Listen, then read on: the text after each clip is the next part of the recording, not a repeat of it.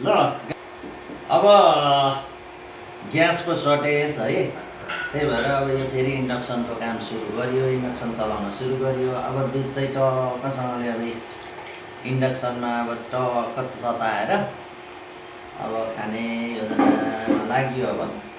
अब ग्यास भन्दा पनि अब यो इलेक्ट्रिसिटीतिर गइयो है, अब चाहिँ इन्डक्सनतिर।